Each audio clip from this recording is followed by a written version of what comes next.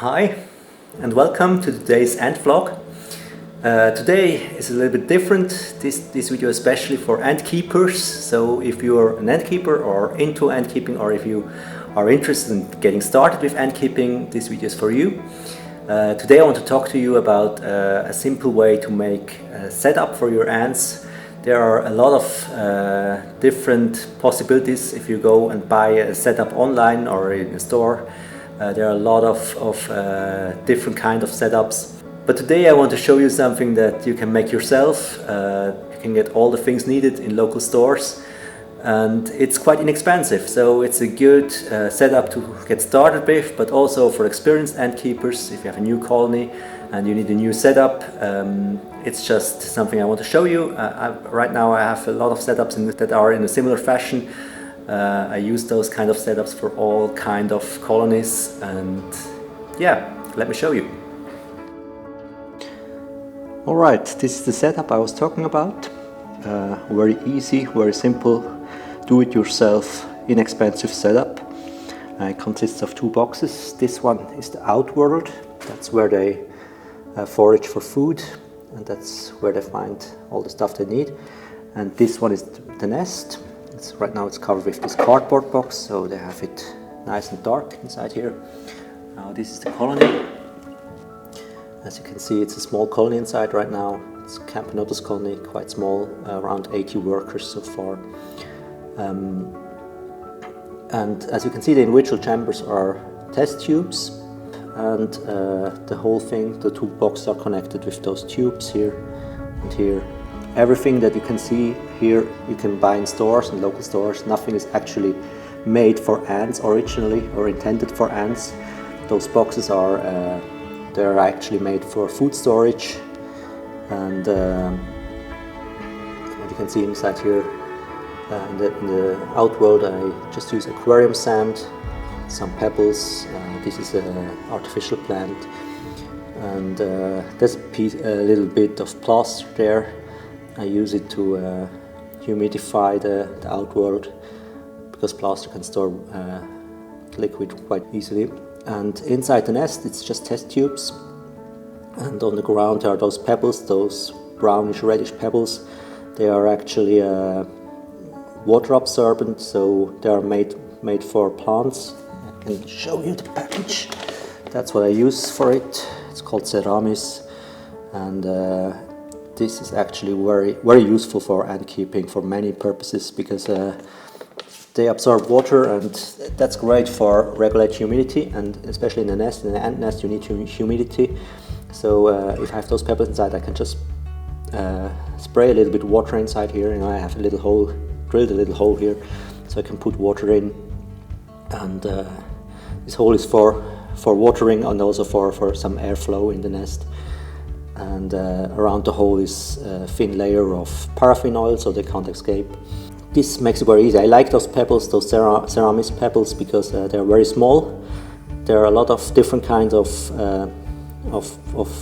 things like that, you know, you can buy in garden stores.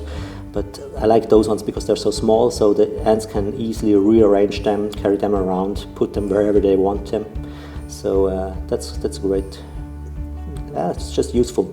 And the individual chambers are test tubes, as I already said. And that's quite useful as well, because it makes it very easy to handle.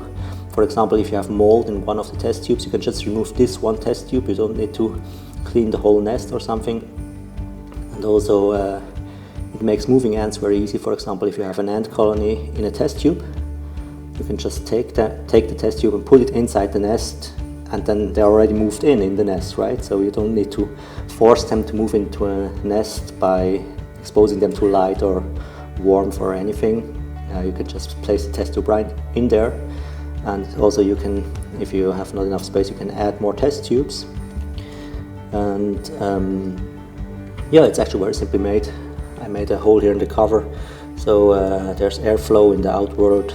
I just drilled two holes here, so to add the tubes here and here, and it's quite easy to handle. It's modular, so if the colony should outgrow this nest, I can just add a second one. Right now there's still space for maybe two more test tubes, and if that's not enough, I can add a second one.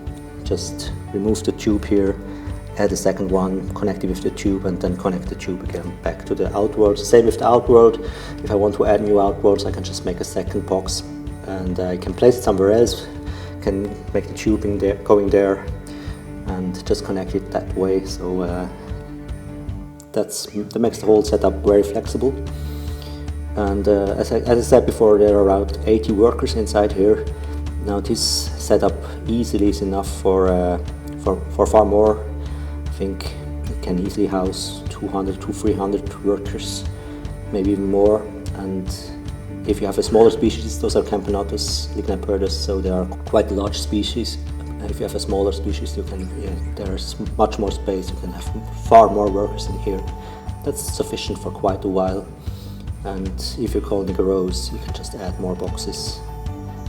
And it's very easy to handle, easy to make, and inexpensive. So a good alternative to the finished ant setups you can buy. And I like creating my own setups, because I can do it the way I want to, I'd like to. And even though it's a very easy setup, I still believe it's one of the best setups actually, because those test tubes are easily removed. Also, if you need, for example, if you have some sort of emergency, or you need to move the ants out of this nest or of this setup, you don't have to force them out by using light. You can just open the cover and take those test tubes out and place it somewhere else. It's quite easy to handle. And yeah, especially if you're a starter, if you're a beginner, this is a good setup. Something similar like this. You can also use different kind of boxes and material. Yeah, I hope this helps, and we see each other on the next blog. Maybe if you like that video, please leave a like, and if you want to see more videos like this, subscribe. And yeah, thank you for your attention.